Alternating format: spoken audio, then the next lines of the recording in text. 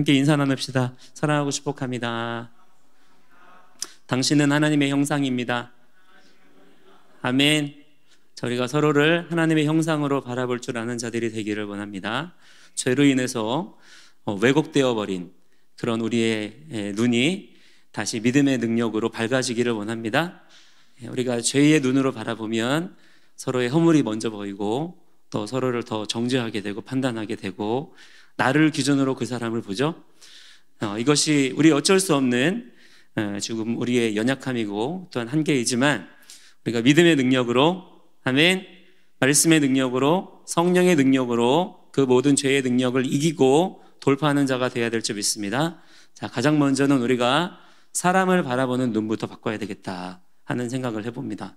우리가 서로를 바라볼 때 주님의 눈으로 바라볼 수 있는 그런 눈이 뜨이기를 여러분 함께 기도하시고 또한 이 시간 그렇게 되는 역사를 경험하시기를 축복합니다.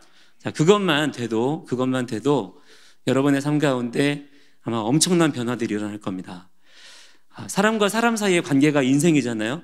그저 나 혼자 뭐 어떤 일을 막 하는 게 인생이 아니라 거의 대부분의 일들이 사람과 사람 사이의 관계에서 일어나는 일들이고 우리가 어떤 일을 할 때도 참 힘들고 어렵지만 제일 힘든 게 뭔가요?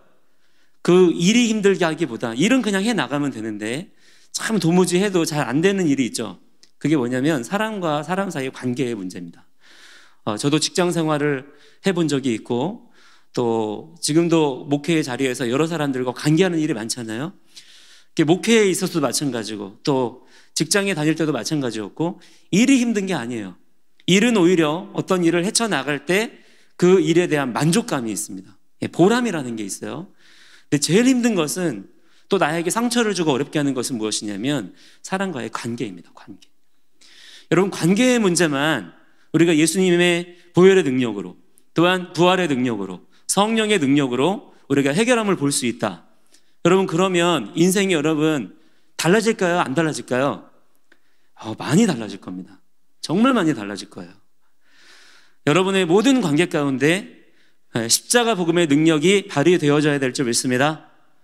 죄로 인해서 무너져버린, 왜곡되어버린 그 관계가 예수님의 보혈의 능력으로, 예수님의 부활의 능력으로 회복되어 주시기를 주의 이름으로 간절히 축복합니다.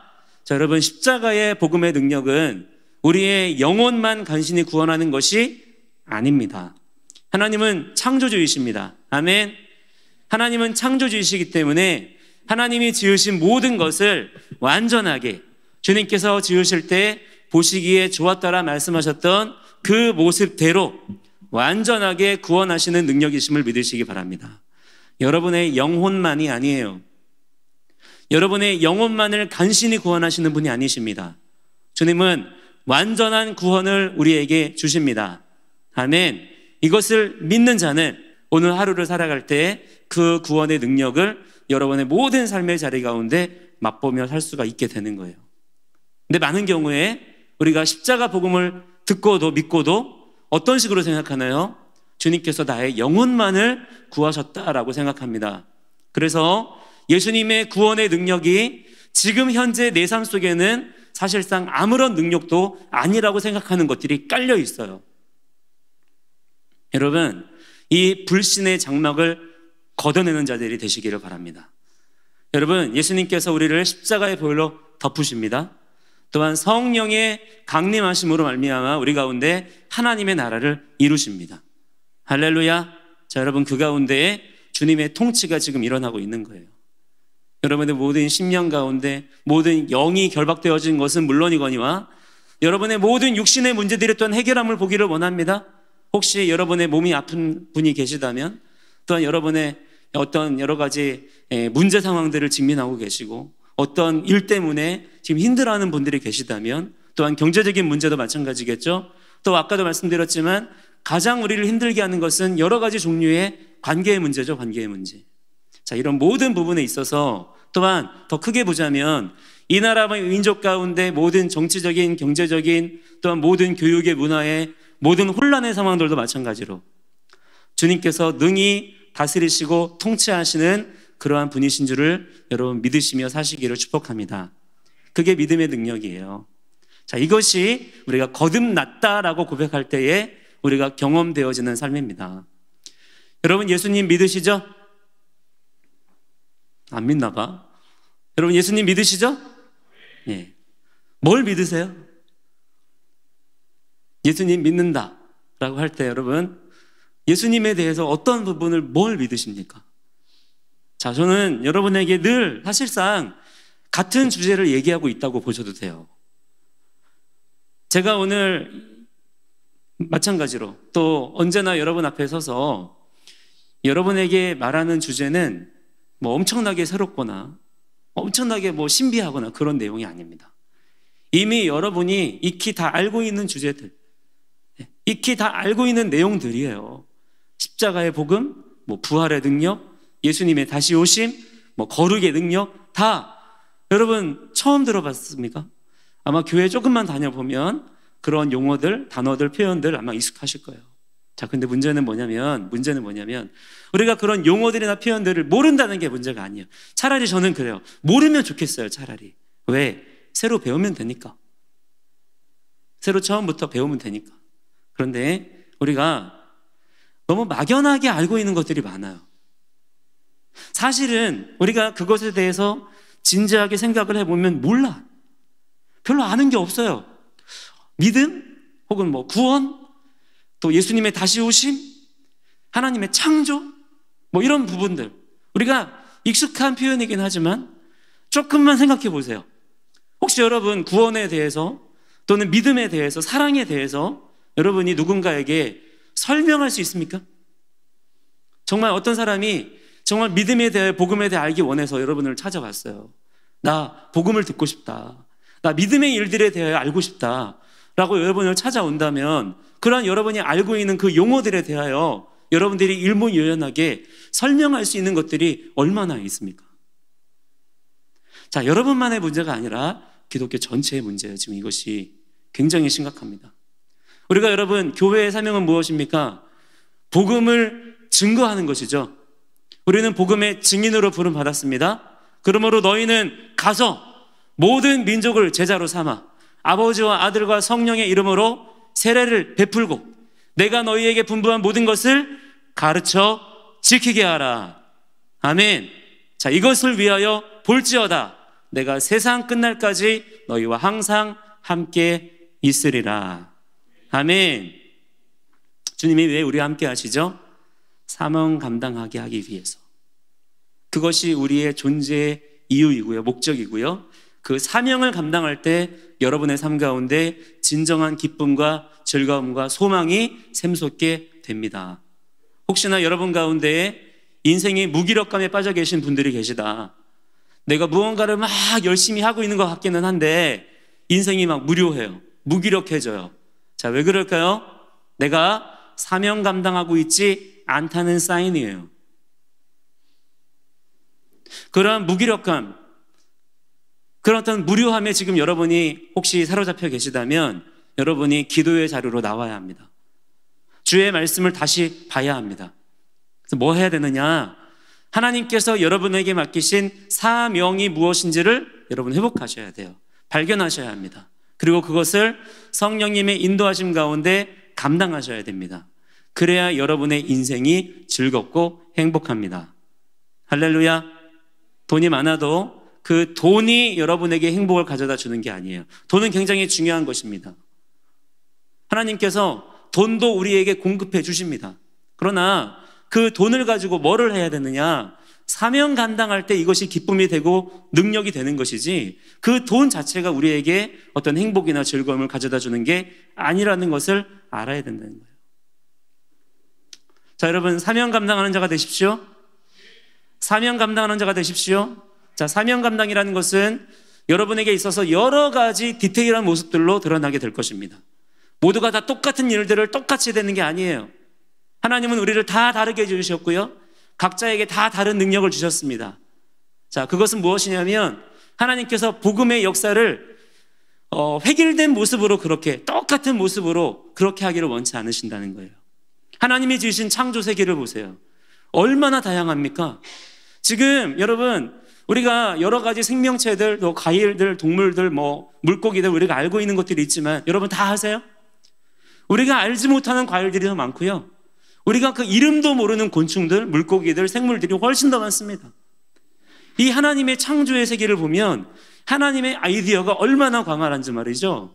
하나님께서 얼마나 위대하시고 광대하신 분인지를 우리가 금방 깨우칠 수가 있어요. 하나님은 굉장히 다양한 방식으로 하나님의 나라를 통치하고 계십니다. 자, 여러분이 사명 감당할 때에도 여러분이 똑같은 일들을 위하여 다 모여야 될 게 아니라 여러분에게 주신 재능을 따라서 또한 여러분에게 허락하신 기회와 환경들과 상황들을 따라서 다양한 모습들로 여러분들이 사명 감당할 수 있는 거예요. 또한 그렇게 해야 합니다. 자, 그런데 이때 중요한 것은 무엇이냐?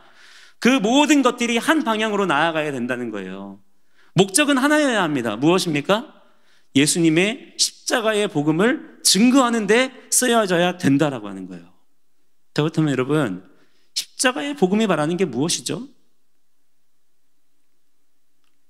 십자가의 복음을 우리가 여러 가지 삶의 다양한 우리의 삶의 기회들과 재능들을 통해서 그렇게 감당을 해야 된다면 여러분, 대체 십자가의 복음이라는 게 뭐예요? 우리가 대체 무엇을 세상 사람들에게 증거해야 되는 것입니까? 이것을 여러분들이 분명히 하셔야 됩니다. 교회가 여러분 점점 혼란스러워져 가죠. 그죠? 교회의 모습이 점점 혼란스러워져 가요. 교회가 세상 가운데 하나님의 영광, 하나님의 임재를 드러내기보다는 많은 사람들의 지탄을 받으면서 오히려 세상과 똑같은 수준, 심지어는 더 못한 수준이 되어버렸습니다. 많은 경우에, 다는 아니겠지만 깨어있는 교회가 있습니다만 우리가 또한 그렇게 되기를 원합니다. 그러나 안타까운 것은 그렇지 않은 경우가 훨씬 많죠. 왜 그럴까요? 시대가 너무 악해서 그렇습니까?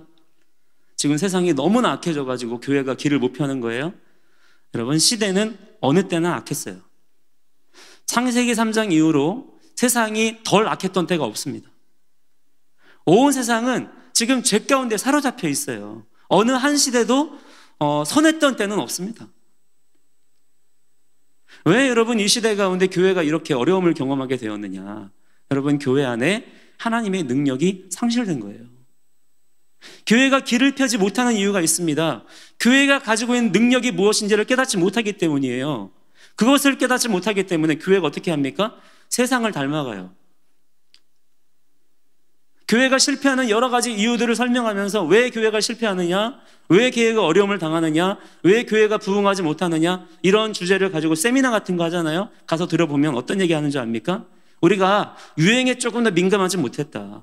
교회의 인프라가 너무 약하다. 교회의 여러 가지 설비들이나 여러 가지 문화 콘텐츠가 세상에 비해서 너무 열악하다. 이 따위 얘기들만 하고 있어요. 교회의 이름으로 모인 자들이. 자, 왜 그런 얘기들을 할까요? 교회가 뭔지를 모르는 겁니다. 교회가 가진 능력이 뭔지를 모르는 거고요. 교회가 해야 되는 일들이 뭔지를 모르고, 또한 교회가 선포해야 되는 복음의 메시지가 뭔지를 모르니까 헛소리들만 늘어놓는 거예요. 여러분, 깨어있는 자가 되기를 원하시죠? 이제 머지않은 때 우리 주님 다시 오십니까? 진짜 오십니까?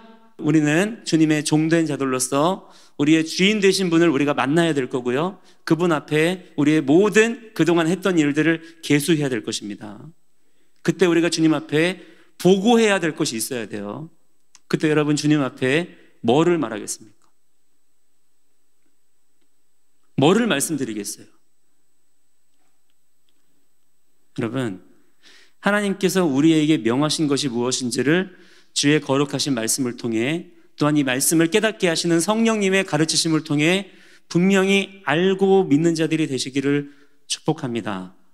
교회가 왜 지금 능력이 없느냐? 지금 우리가 무엇을 말하고 있는지를 몰라요. 막연하게 믿고 있다, 이 말입니다. 저는 우리 청년 여러분이 바로 이러한 부분들에 있어서 놀라운 영적인 돌파를 경험하게 되시기를 축복해요. 자, 아는 것은 물론 다가 아닙니다. 아는 게 다가 아니에요. 물론 그렇습니다. 그러나 하나님께서는 창조 질서 가운데 아는 것이 능력으로 풀어지게 하셨어요. 여러분, 말씀이 인간의 언어로 기록되어서 우리에게 전해졌다는 것을 아셔야 돼요.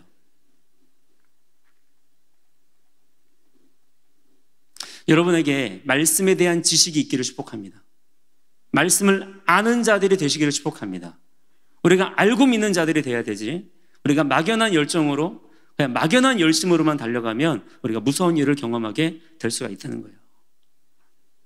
자, 오늘 설교의 제목 이렇게 한번 잡아봤습니다. 뜨거운 열정을 분별하라. 원래는 지나친 열정을 경계하라 그렇게 썼었어요. 근데 이걸 바꿨어요. 왜냐하면 그렇게 쓰면 지나친 열정을 경계하라 그러면 여러분들이 다 그렇게 생각할 거 아니에요. 나는 열정이 지나치진 않아. 지나치다는 것은 어쨌든 부정적인 표현이니까 지나치진 않다라고 아마 스스로 그렇게 합리화할 것이기 때문에 고민했어요. 지나치다라고 하는 것을 아마 다 답을 알고 있을 테니까, 그래서 여러분에게 질문을 던지기 위해서 뜨거운 열정이라고 했어요. 자, 여러분, 뜨거운 열정 좋은 것입니까? 나쁜 것입니까? 뜨거운 열정 좋은 거예요? 나쁜 거예요? 좋은 거죠, 그죠? 예수님께서도 뭐라고 말씀하세요? 차든지 뜨겁든지 하라. 그 말은 무슨 말입니까? 뜨거우라는 말이에요. 그렇죠? 여러분, 우리가 신앙생활 할 때 뜨거운 열정이 있어야 됩니다. 열정 있는 신앙인이 되셔야 됩니다. 뭐를 하든 열정 있게. 그렇죠? 말씀을 볼 때도 대충대충이 아니라 열정을 가지고, 할렐루야, 기도할 때도 열정의 기도자가 되시기를 바랍니다. 자, 여러분이 복음을 전할 때 어떻게 해야 합니까? 열정이 없으면 복음을 전할 수가 있어요, 없어요? 없어요. 여러분, 열정 있는 주님의 종들이 되시기를 축복합니다. 자, 여기서 한 가지 짚고 넘어가야 될 점, 열정이 나쁜 것이다? 열정이 나쁜 것이다? 아니라고 하는 점 여러분이 먼저 짚고 넘어가셔야 됩니다. 자, 그러나 이 열정이 때로는 하나님의 뜻을 방해하는 아주 강력한 대적의 역사를 일으킬 수도 있다는 점을 우리는 또한 기억할 수가 있어야 됩니다. 나의 열정, 좋은 것이지만, 필요한 것이지만, 이것이 하나님의 기준을 벗어나는 순간 오히려 불순종의, 또한 음란의, 폐역의 강력한 도구로 쓰임받을 수가 있다는 것을 아셔야 돼요. 자, 오늘 말씀 여러분, 본문 22장 이거 잘 아는 말씀이죠? 아마 처음 보신 분들은 아마 별로 없을 거예요. 아브라함이 하나님의 음성을 들었어요. 그 음성은 청천벽력 같은 소리였죠? 어떤 얘기였습니까?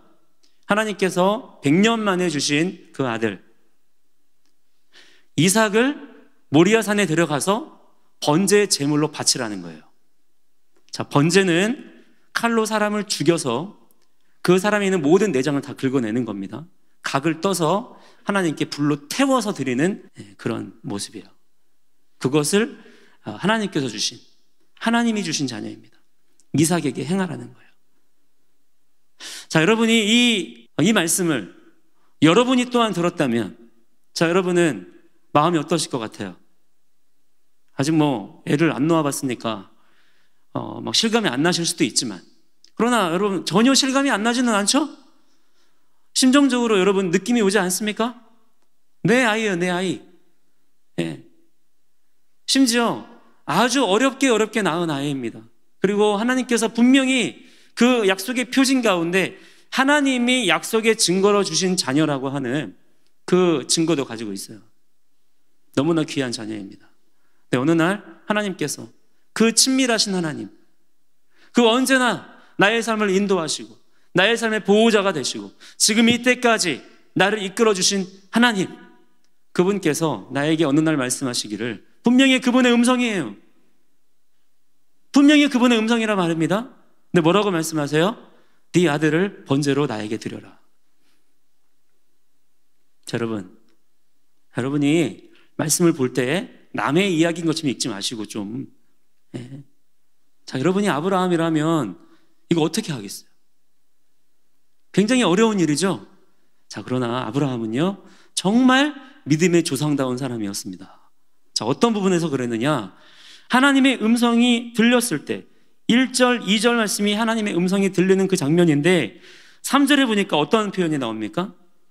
2절과 3절 사이 어떤 부연 설명이 없어요. 아브라함이 고뇌하고 시간을 더 갖고 이런 부분이 없습니다. 3절에 뭐라고 말씀합니까? 아침에 일찍 일어났다 그랬어요. 일찍 일어났다. 자, 이 말은 무슨 말이에요? 아브라함이 하나님께서 들려주신 음성대로 행하기로 작정하였다 이 말이에요. 마음을 정했다는 겁니다. 아브라함이 하나님을 경외하는 자였기 때문에 그동안 나를 인도하시고 언제나 친밀하게 나와 동행해 주신 그 하나님의 음성 모르지 않아요. 늘 듣고 살아가는 그 음성입니다. 근데 그분이 나에게 말씀하시는 거예요. 근데 아브라함은 하나님을 경외하는 자였기 때문에 그 말씀에 어떻게 반응하느냐? 즉각 순종하는 거예요. 계산하지 않아요. 판단하지 않습니다. 그의 믿음 가운데 뭐가 있냐면 내가 이 아이를 잡아서 하나님을 기쁘게 해드려야지, 이게 아니에요. 그의 믿음의 그 바탕에는 뭐가 깔려 있냐면 하나님은 선하신 분이다. 하나님 신실하신 분이다.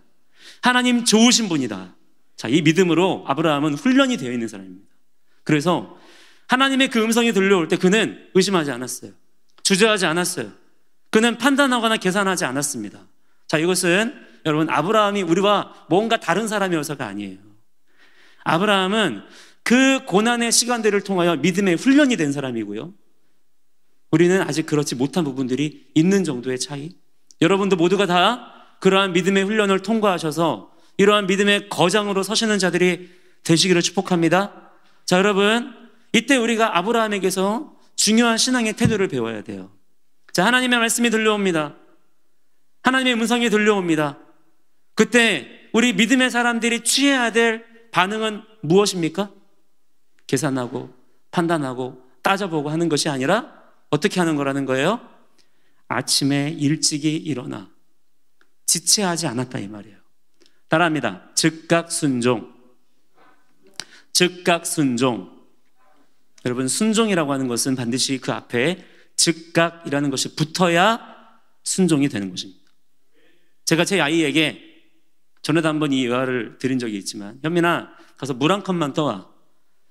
그러는데 이 아이가 즉각적으로 반응하는 게 아니라 어떻게 하는 거예요? 자기 할 거 다 하고, 내가 지금 물을 떠오는 게 더 좋은지, 조금 내가 이 일도 하고 가는 게 좋은지 한 5분 있다가 떠왔어요. 자, 그러면 여러분, 물을 떠오긴 떠왔죠, 그죠? 그러나 그것을 명령한 저의 입장에서 그것은 정말 온전한 순종으로 제가 받아들일 수가 있겠습니까? 여러분, 순종이라고 하는 것은 나에게 말씀한, 나에게 명령한 그분을 내가 온전히 신뢰할 때 온전한 순종이 또한 드려질 수 있는 거예요. 물론 사람의 명령, 사람의 어떠한 말에 대해서는 우리가 생각해 볼 수 있습니다. 왜? 우리는 모두가 다 불완전하기 때문에 누구도 완전한 자가 없죠. 그러나 하나님은 어떠십니까? 하나님은 여러분의 신앙 고백이 분명히 서야 될 줄 믿습니다. 하나님은 완전하신 분이세요. 하나님은 전지전능하신 분이십니다. 하나님은요, 선하신 분이에요. 하나님은 어둠이 조금도 없으시고요, 회전하는 그림자도 없으신 분이라 그랬어요. 하나님은 영화로우신 분이십니다. 거룩하신 분이세요. 그 분이 나에게 말씀하셨어요. 자, 그렇다면 여러분, 계산이 필요할까요? 판단이 필요할까요? 내가 이 의도, 하나님의 계획, 하나님의 뜻이 무엇인지를 다 이해하고 다 알아야지만 그때서야 순종하시겠습니까? 그건 순종이 아니에요. 여러분, 하나님의 음성이 여러분에게 들려올 때, 성령께서 여러분에게 감동을 주실 때 즉각 순종의 훈련을 하실 수 있는 그런 여러분 되시길 축복합니다. 그럴 때 하나님의 능력을 경험하게 된다라고 하는 거예요. 자, 그런데 어쨌든 간에 아브라함이 그러한 믿음의 훈련 가운데 하나님을 경외하는 신앙으로 열정을 가지고 일찍 일어나서 하나님이 명령하신 대로 합니다. 진짜로 어떻게 하는 거예요? 자기 아들 이삭을 데리고, 종을 데리고 모리아산으로 가는 거예요. 자, 뭐 하겠다는 것입니까, 지금? 자, 뭐 하겠다는 거예요? 하나님을 경외하는 믿음을 가지고, 신앙을 가지고 자기 아들 잡아드리겠다는 거예요. 왜? 하나님이 말씀하셨으니까. 이거 여러분, 아브라함이 너무한 것입니까? 아브라함이 너무 지금 지나친 것입니까? 아브라함이 광신주의에 빠진 것입니까? 자, 지금 우리는 아브라함이 지금 어떠한 심정으로 이 모리아산을 올라가고 있는지를 잘 봐야 합니다. 이 아브라함이 종교적인 광신도가 되어가지고 그냥 어떤 최면에 걸려가지고 아들에 대한 사랑, 아들에 대한 어떤 연민의 정, 이런 거 하나도 느끼지 못한 채 완전히 정신이 팔려가지고 지금 막 끌고 가는 게 아니에요. 자, 아브라함의 마음이 어떨까요? 아브라함이 이삭을 얼마나 사랑했는지 여러분 상상이 되십니까? 그 사랑하는 독자 아들 이삭을 하나님 명령대로 내어드리기 위해서. 그것도 그냥 드리는 게 아니에요. 그냥 어디 목회자를 시킨다거나 어디로 보낸다고 이게 아니라 내 손으로 그를 죽여서 잡아서 하나님께 번제로 드린다. 그걸 하러 가는 거예요. 여러분, 아브라함의 그 마음이, 여러분, 이게 당연하다, 그럴 수도 있다라고 여겨지십니까? 어지간한 열정 아니면, 어지간한 주님 향한 사랑의 마음이 아니면 할 수 없는 거예요. 근데 아브라함이 그걸 하는 겁니다. 그리고 모리아 산으로 갔어요. 주님이 명하신 그 산으로 갔습니다. 그리고 아들 이삭을 하나님 명령대로 어떻게 합니까? 하나님께서 이쯤 되면 뭔가 어떻게 하실 텐데, 이쯤 되면 이 아들 내가 죽이기 전에 하나님께서 이제 뭔가를 좀 하셔야 되는데, 주위를 두리번 거리고 주저한 것이 아니에요. 올라가자마자 일사천리로 이를 빨리 자기가 순종하고 행하기 위해서 어떻게 합니까? 당장에 이삭을 결박하는 거예요. 이삭을 결박해서 제단에 눕히고 칼을 들어서 이제 이삭을 찔러 죽이려고 합니다. 자, 이때도 지체하지 않아요. 하나님 눈치 보고, 이 정도 되면 내가 칼까지 들었는데, 하나님 왜 아무 사인이 없으시지? 진짜로 죽이라는 건가? 이런 주저하는 마음이 있는 게 아니에요. 아브라함은 정말 하나님을 경외하는 마음으로 지금 그 일을 지체 없이 행하려고 하고 있습니다. 뜨거운 열정이에요. 이 열정을 누가 막을 수 있겠어요? 칼을 들어 이제 이삭을 칼로 찍어 죽이려고 합니다. 죽이려는 그 찰나 어떤 소리가 들려와요? 10절에 보니까 손을 내밀어 칼을 잡고 그 아들을 잡으려 하니, 근데 11절에 여호와의 사자가 하늘에서부터 그를 불러 이르시되 아브라함아 아브라함아 멈춰라 라는 소리가 들려오는 거예요. 자, 여러분, 이때 아브라함이 어떻게 합니까? 이삭을 찌르려던 그 칼이 내려가는 그 팔을 어떻게 하죠? 그 음성이 들려올 때 멈추는 거예요. 자, 이것이 오늘 우리가 배워야 되는 가장 중요한 신앙의 핵심입니다. 자, 지금 여러분, 아브라함이 어떠한 심정으로 어느 정도의 각오와 결단으로 지금 이 산에 올라와 있는지 아시죠? 지금 여러분, 아들 이삭을 번제단에 눕혀 놓았을 때에 그냥 어떤 퍼포먼스 하려고 지금 거기다 눕혀 놓았겠습니까? 아브라함은 정말 한치의 망설임도 없이 하나님 말씀대로의 그것을 행하기 위해서 지금 하고 있는 거예요.